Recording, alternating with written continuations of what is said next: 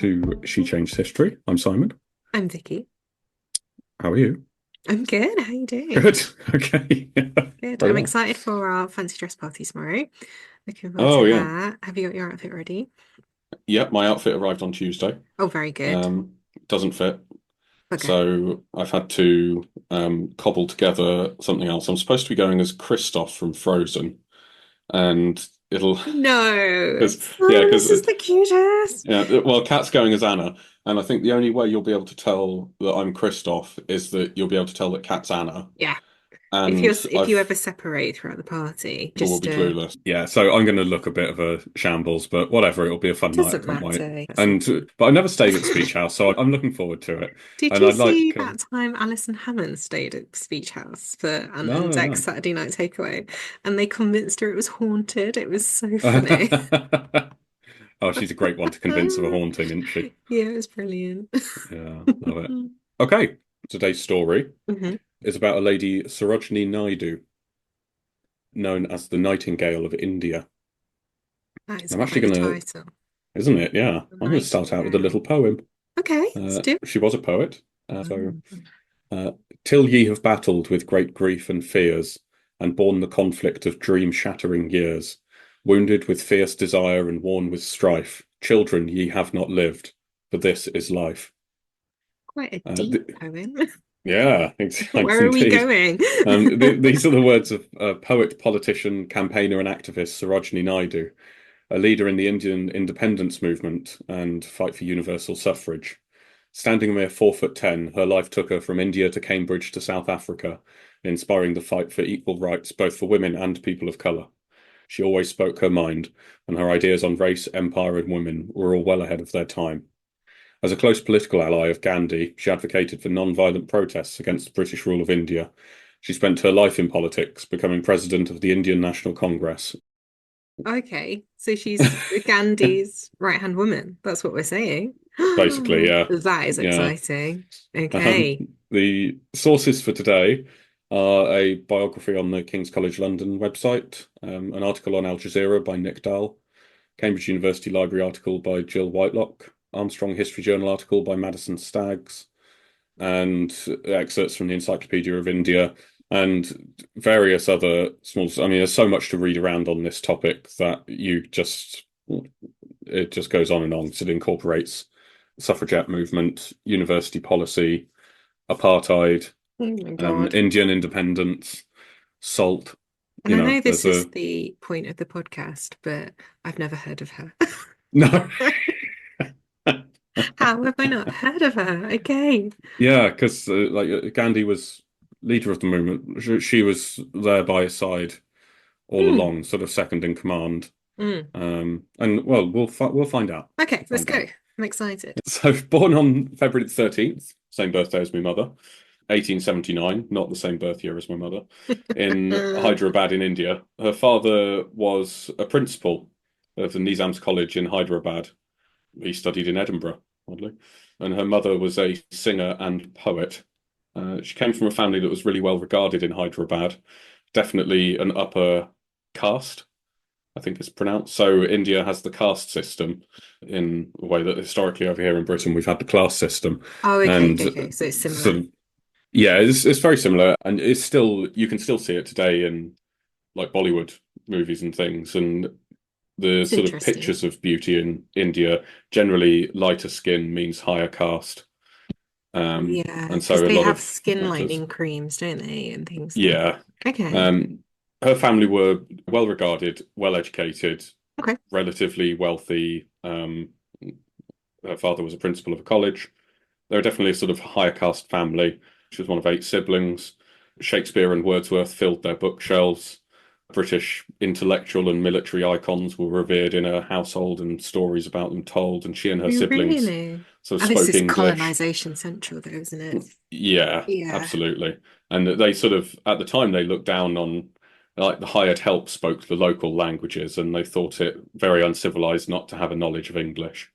And she considered the British rule of India, which had been going for over 100 years at this point, fair and reasonable and justified. Yeah, the British were really well regarded in her household. Yeah. You know what that Sort made of, me think of? It made me think of when poor people are bilingual, it's a bad thing. And when rich people are bilingual, it's a great thing. Even though yeah, bilingual is bilingual, right? One rule for one rule for another. The fact that she was yeah. looking down on people. It's sort of rich people, they're polyglots, Yes. but Yeah. yeah.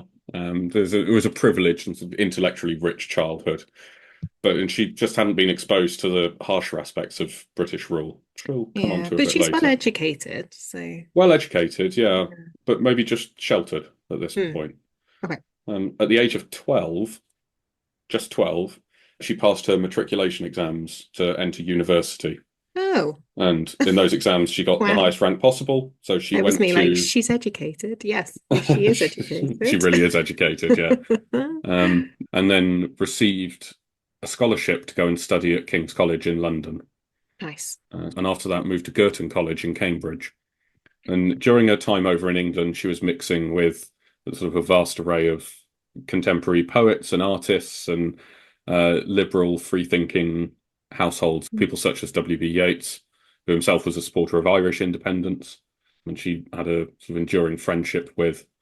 So she went to like Um, the epicenter. So she had yeah, like this opinion on British rule, hmm and then she actually went to the motherland, yeah, as and it were. this was fantastic. It was everything it promised. She was Okay. surrounded by these fabulous intellectuals and living this life of poetry and art and debate and The nice you bits know of Britain, yeah, the nice bits of Britain. not Yeah. the workhouses in Victorian England or anything like that. Yeah, yeah, cool. um, so Girton College in Cambridge is where she ended up studying, Okay. and this was a college founded in by two women, Emily Davis and Barbara Bodichon Oh, or Bodicon or something. It was part of Cambridge University, and crucially, it was the first residential college which offered degree level education to women. women. Same lectures, same setup, same learning experience as the men who went there.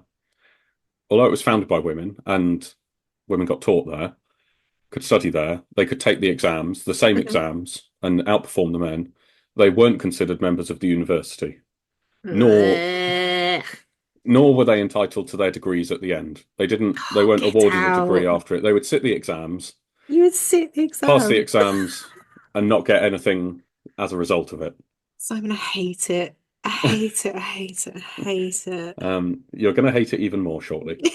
Um, in 1897, the college held a vote as to whether to award women degrees to even it up, And yeah, 3-1, the vote went against the idea. So I've got a picture which I sent over to you earlier, Hmm. which is photography from the time of Hmm. the crowds of men stood outside. And there are some other pictures. You can find them on the Cambridge University Library website. They've got an Hmm. article and they've dug up these old pictures. We'll stick And there's them on their one, Instagram or something as well. Yeah. yeah, we've got to Yeah. get them up. My favorite's a weird word for it, but my favorite one is probably this enormous crowd of hundreds of men With sort of cheering okay, about yeah, it. yeah. They're absolutely delighted that the vote has gone that women aren't allowed degrees. This is the vote. The Ugh, vote, there's yeah. so many of them. And then Yeah. there's just a single woman in the middle of it who's actually looking at the camera. So sort of accidentally at that time catches the camera, Mm. just looking Yeah, defeated. defeated. Yeah, defeated, Mm. flat. And Um, these are meant to be smart people. These are meant to be so smart men. this is it. She's come over and she's in the absolute, Yeah.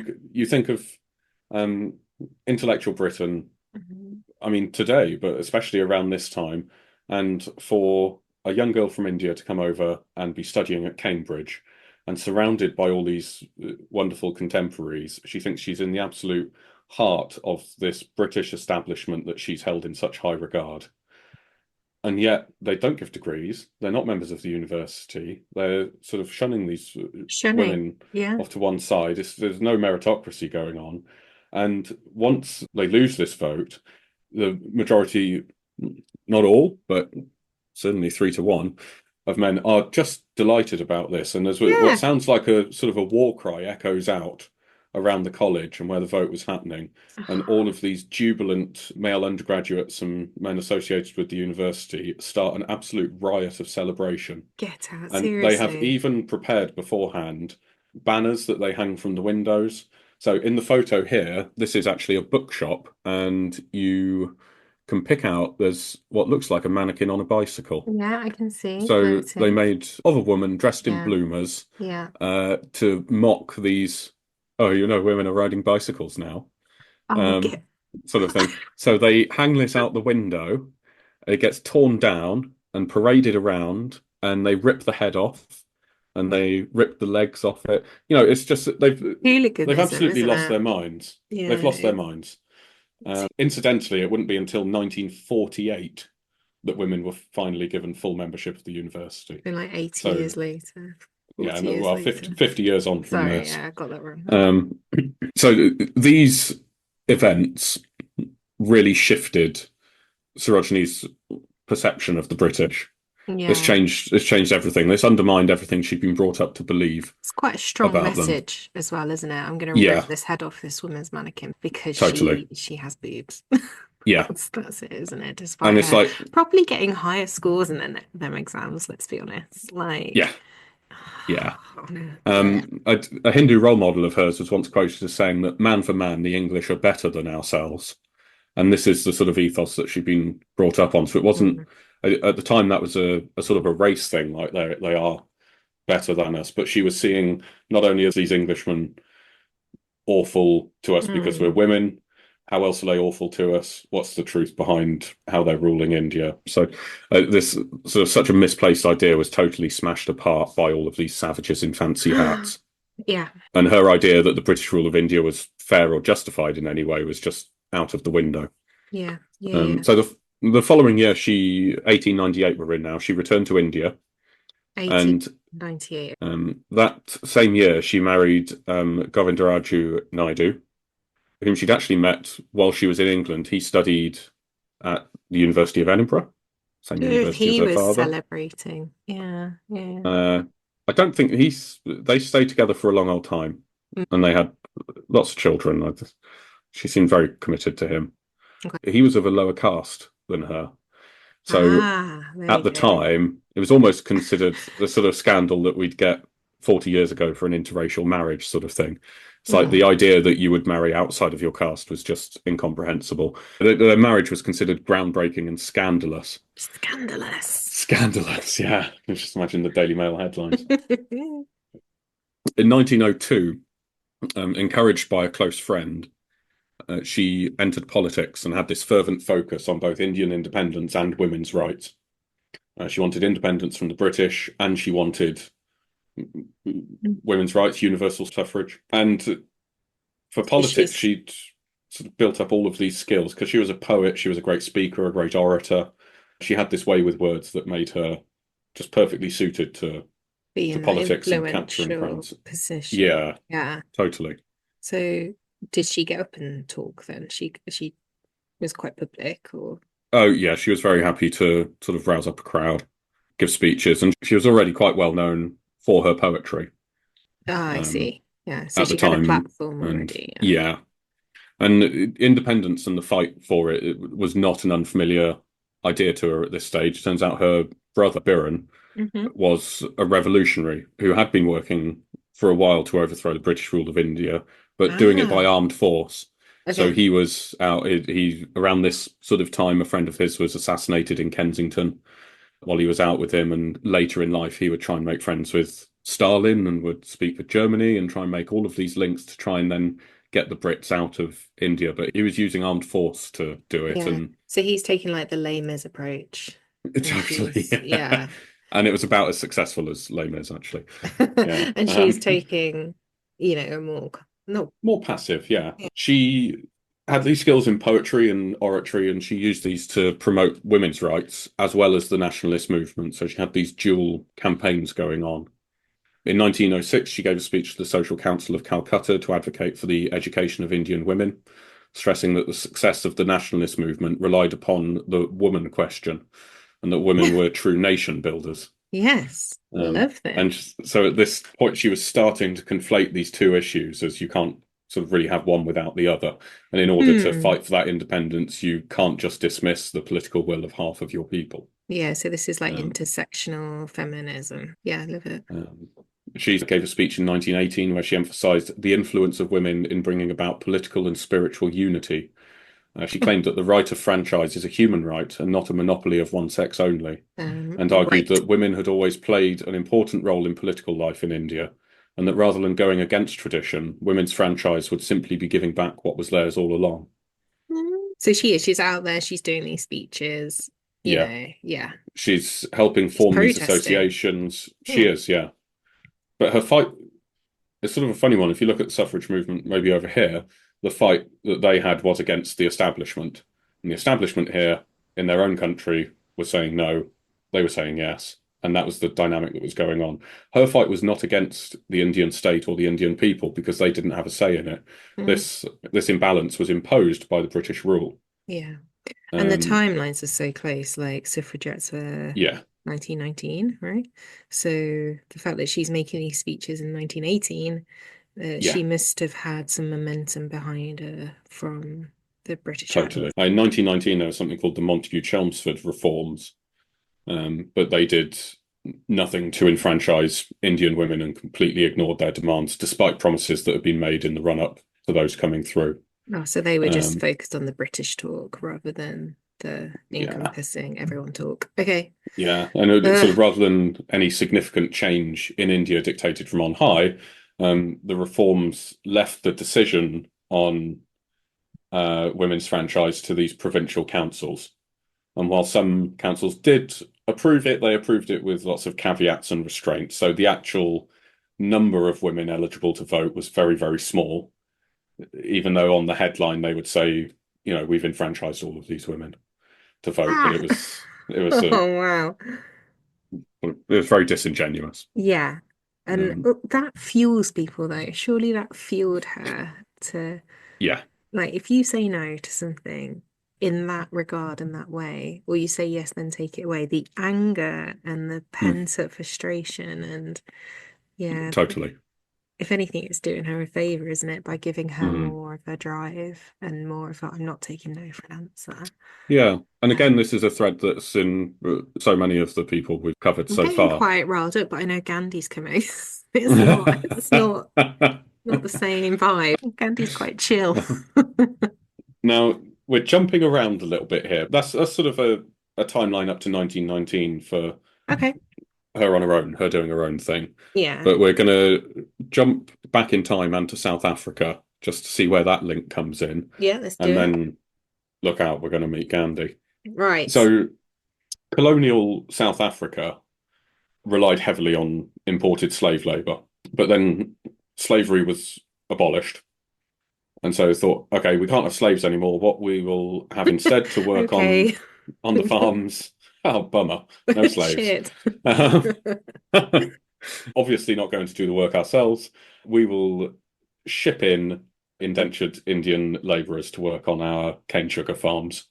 So from the 1860s onward, over 150,000 were shipped over from India to South Africa to work on these sugarcane plantations. Hmm. Um, I mean, you sort of still get it now. You think of like the Qatari World Cup when they Hmm. were bringing labourers in to work on the building sites there. I mean, this kind of still Yeah, happens. fair wage is a very loose term, isn't it? Even Yeah, in modern day society, like a totally. fair living wage, Mm. and also what winds me up about the wage thing is like a 16-year-old doesn't get paid as much as a 21-year-old. Isn't that And another wild? thing. Yeah, and another thing. Isn't that just wild though that, you know, and it's For jobs doing, like yeah, working in Greg's, like this, that you're doing the same thing. Like someone yeah, being a cashier in Greg's doesn't magically improve when they become 21. no. Like, it's insane. If anything, they're going backwards because they're fed up of being a cashier in Yeah, Greggs. maybe. Mm. I mean, these labourers that were shipped over, Hmm. originally they were on 5-year contracts. So they were supposed to come over and then they would go back. A Okay. lot of them ended up staying. They might start a business after their effectively slave labour finished. I mean, they weren't given proper wages, they weren't given proper living conditions. They were beaten, Right. just terrible conditions. Quite a lot of them stayed and Mm-hmm. put roots down in South Africa. So there's a not insignificant sort of Indian contingent in South Africa. In 1893, a young Indian lawyer by the name of Mohandas Gandhi Yeah. Mahat. arrived in South Africa Yeah. to handle a legal matter for a wealthy Indian trader. So he was just going over there for work to help out. He was very shy at this time. He turned up in a very young, turned up in a three-piece suit and tie, coupled Mm. with a turban. Got So a he bit turned up in Harvey Specter. Yeah. 1890. Harvey Specter, but more meek and skinny, I think. Yeah, so Gandhi, Gandhi Mm. turned up in 1893 to do some legal work for a short trip, and 21 years later, he was allowed to leave. Oh So my he'd gone there God. and then been caught up as an indentured 21 labourer. years. Yeah, so he left the country in sandals and robes that the labourers wore, and that's the sort of Yeah. image of him that we now associate with sort of the classic Gandhi look. When he arrived in South Africa, Gandhi was this enthusiastic emissary of the empire, and he was a total racist. He was fully on board with Britain ruling India. Racism was pretty standard for that. But by the time he left, again, during that time, he'd had this sort of perception shattering experience. Yeah. And so he left as a real anti-imperialist supporter of black unity. Yeah. Um, So you can see how when they did meet that their values would align, right? Because they both really come from aligned. this kind of Yeah. value, like you say, value shattering kind of journey. Yes. Yeah. Yeah. And they ended up meeting in 1914. And she's very soon credited Gandhi with galvanizing her commitment to political action. And she became a fervent disciple of his. Oh, so she's like, Um, yes, Gandhi, whatever you say. it's like, Yeah. yes, Yes, yes, Gandhi. Gandhi. Yes, Gandhi. She's like, this is brilliant. I love your dedication to it. I love your approach, Yeah. your views. I found a little quote. She described him as looking exactly like a bat, Like a which I bat. quite liked. Like a bat, Hmm. yeah. Um, I see that. It's the eyes, isn't it? so she'd been in politics now for 15 years, 12, 15 years by the time she met Gandhi. She'd been fighting on sort of two separate fronts, one for suffrage, one for Indian independence, but she more and more came to see these as intrinsically linked, Of course. asserting sort of women's ability to enact political change that she was looking for and linking them and their struggle to the struggle for independence from British She's a rule. clever cookie. Yeah, yeah. And this is where we come to Gandhi's movement of non-violent resistance. What he's maybe most famous for is it was called Satyagraha, which is two words together that means holding firmly to the truth. He was very clever to have it called that because Yeah, having a strong value-based identity to follow is so powerful, isn't it? Rather yeah, than just do as what we say. That's not exciting or empowering, or it doesn't motivate you for yeah. sure. In such contrast to both the way that the British had ruled India and the efforts to date to overthrow that rule of India, it was very much done by force. I mean, you'd have slightly different levels of force around the country, but in many areas you would just have garrisons of military personnel with machine guns Mhm. and rocket launchers, and there would be beatings, and any uprising was quashed. Big Um, juxtaposition. Yeah. yeah. So this idea of peaceful protest was very different to what had come before. This movement actually later went on to inspire and was sort of the seed for lots of other social justice movements around the world, including Martin Luther King Jr.'s in the US Okay. and Nelson Mandela's struggle against apartheid in South Africa. It's like this was a big inspiration for them that you Hmm. can fight it in a non-violent way and sort of take the high road, if you like, getting this. Sarojini was integral to this, yeah. Yeah, Yeah. yeah, as Gandhi's partner in it, really. Okay. And she went to speak in South Africa. Hmm. She wasn't particularly welcome in South Africa. Hmm. Once she'd gone, many white South Africans were very glad to see her leave. Right. Papers accused her of stirring up mischief. which is actually one of my favourite hobbies. Yeah, well, me too. And This is the they, mystery we're stirring. Let's go. yeah, one paper said that her visit had led to a resurgence of aggressiveness in the Asiatic temper. Oh, so they Uh, blamed her. yeah. Oh, But speaking of the struggle in South Africa, she said only one instant in the whole struggle which is taking place. Oppressed black people of the world are linked together in the brotherhood of suffering and martyrdom. So she, that's an interesting quote, isn't it? God. yeah, Yeah. she was seeing conflating not just India's independence and the women's suffrage movement, but this general suppression of non-white people around the Yes. world, particularly in this sort of still what was a colonial era. Mm. She's Um, really brave, isn't she, to be yeah, saying, yeah, oh, she spoke her mind to anyone, I'm really and articulate. Yeah. yes, she's quoted as saying, "I never hope to hear an Indian woman say." I am different from the white woman, the coloured woman, the native woman. I do not care what your religion is. You are a woman, and women were meant to lead the earth. When women do that, the world will become good. Oh, Do not think only of yourselves, but fight for your rights because you are women. oh my God, we need that on a t-shirt. We need that on one of those plaques, like live, laugh, love, or whatever it is. We need that there. It's a big t-shirt. Yeah. Big t-shirt. Available in 4XL and above. Just going to cover a little bit about British rule of India. This British East India Company have been in control of India since 1757. And in 1858, the British government took direct rule. And Okay, the big benefit of this for Britain was trade. of So course. Britain and its traders earned an enormous amount from this trade back and forth. And it all went back into Britain's coffers to fund the Industrial Revolution. So this was a time Wow. of great industrial change in Britain. And a lot of that was funded from this trade throughout the empire. An example of this was the British salt monopoly, like Uh-huh. eating salt. Yep. And they like salt, it's an essential. It's an absolute essential. And this Mate, like when there's no salt in the house, it's nothing tastes right. It's it's just disaster. Do you it's have misery, different isn't it? kind of salts for different kind of things as well? Like we have a Me selection of personally, salt now. Yeah. well, We've yeah, I'm not a become savage. yeah, we've become that kind of person where we've got different salts for different things. You're salt pricks. Welcome to the Yeah. club. Yeah. Hello. Of course, back then, you think before powered refrigeration, for example, Hmm. in a hot country, you need salt for preserving. You need salt You for need keeping your all of food it. safe. It's, you've got to have salt. Hmm. But they took over all of the salt production, all of the salt mines, Britain all of did, the yeah. salt facilities. Britain did, yeah, Mm.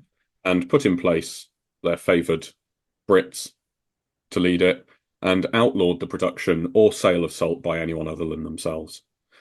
And having this stranglehold, a total monopoly over salt Yeah. production, they could then tax it. So they taxed all the sales of it and they put taxes on which tripled the price of salt. So people who are already in And it's poverty, a already struggling, necessity. and it's a Yeah. necessity.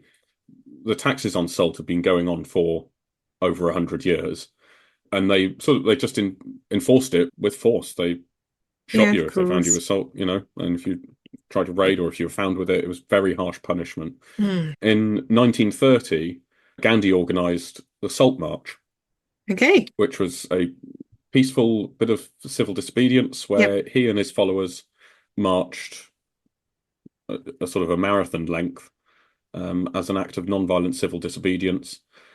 Initially, he didn't want to allow women to join the march because of the physical demands of it. And as we know from previous things, women can't run. So They definitely it's can't difficult. march, Simon. They definitely can't For march. heaven's sake. Good Lord. And the high chance that they would be arrested and beaten. But Sarojini was insistent. Was Her she? associates Yes, Sarojini. persuaded him Yes. otherwise. So she and other female activists joined this march.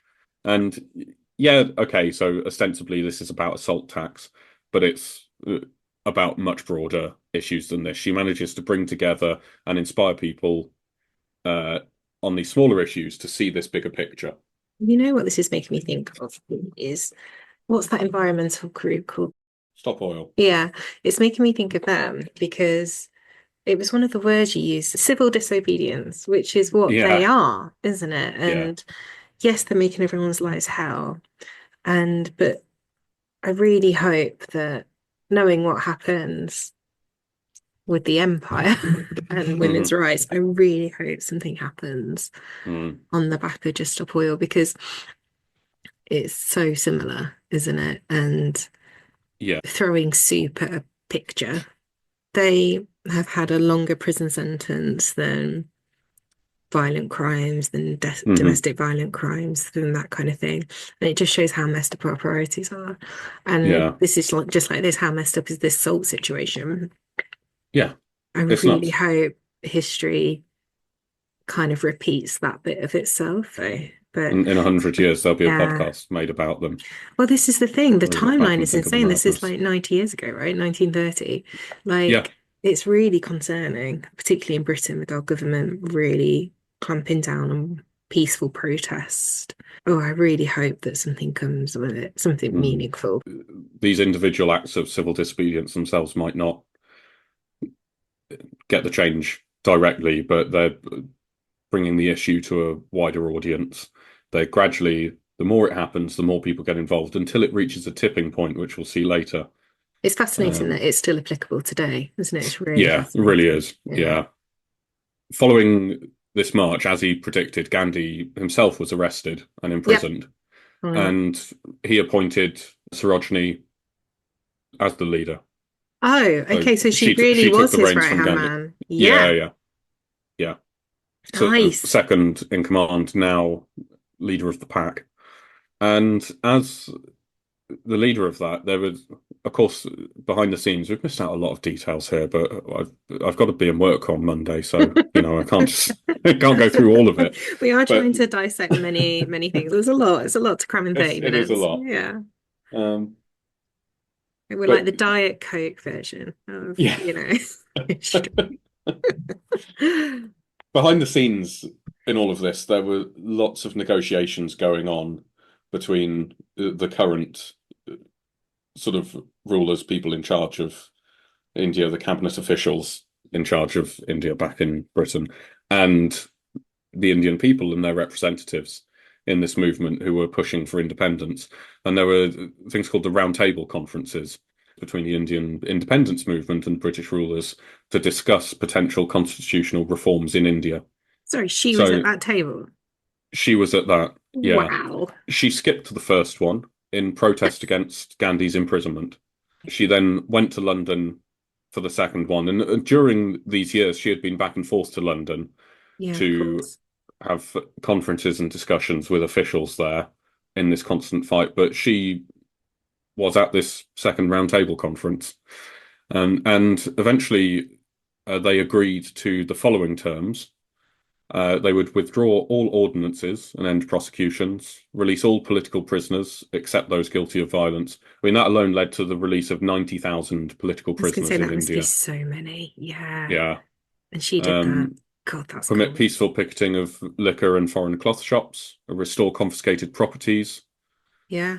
permit free collection or manufacture of salt by persons near the Yeah. sea coast, and lift the ban over the Congress. So this Congress that she'd helped build up had been outlawed, Right. but that was no longer banned. So India had its own Congress. That although it didn't yet have independence and control, it was starting to get a foothold Mm. in there. And the next step of this was the Quit India movement, which was launched by Gandhi in 1942 with Sarojini up there with him, Yes, Sarojini. I demanding. cannot believe. She's like, you see all these pictures of Gandhi, and I'd love to look back at all of these photos and see how many you can spot Sarojini next to him. Yeah. The headline, the tagline is always Gandhi, Yeah. but she was there for what, we 30 years, Mm. nearly And 30 years those after they married. negotiations were not easy. That was No, not a this is what we want. Oh, okay then.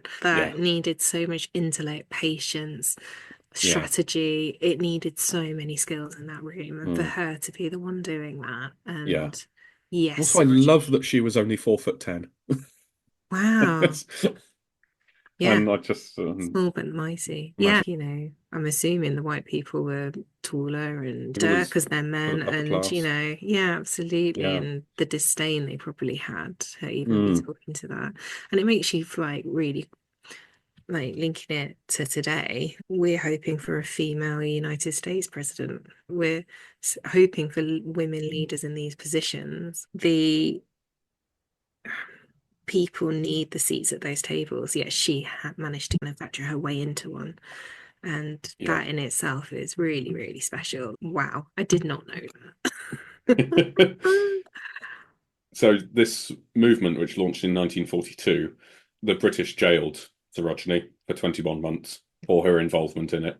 So despite all of the sort of terms agreed to at this roundtable conference, Did it fall apart? before they imprisoned her, so nearly 2 years. But by this So sorry, point, did this happen after the table or before the table? after the table, After the table, so it all yeah, kind of fell after the apart. table, Okay. yeah. But think of the context now of the sort of world events and setting. We're in 1942, midway through World War II. So on the one hand, Britain is trying to maintain its rule over India by force. On the other hand, it's fighting a world war, Yeah. which I mean, it's a world war because so many countries are involved. It's got all of these different fronts, um, tens of thousands of miles apart, that it's having to fight and spread its resources out to. And alongside this, there was massive growing civil unrest across India. Mm. So this movement of Satyagraha was catching on. It wasn't just something that Gandhi and his disciples were doing. It was now spreading all across India. And the British Exchequer basically run out of money because of World War II. And the Labour Prime Minister at the time knew he lacked support at home for continued rule over India, lacked support internationally for it. The native forces that had been put in place to maintain this control on Britain's behalf at a distance were no longer willing or able to control it because this civil unrest that was spreading everywhere had just Yeah. reached this tipping point. So So they then preyed after on the that end of weakness. Yeah. yeah, Yeah. after the end of World War II, 1947, the Labour government decided to end rule of India. And following independence, Sarojini was appointed governor of the United Provinces. She was the first female governor of an independent Hey. India, um, Oh. and remained in office until her death in 1949. Oh, so not long. Not Jesus. long, not long, So but she she had at two least, years of freedom. Yeah. yeah, but at least saw out her, Well, well, no, her life's yeah. work, really. That's kind of a shame though. And how old was She was she? 69 when Yeah. she died.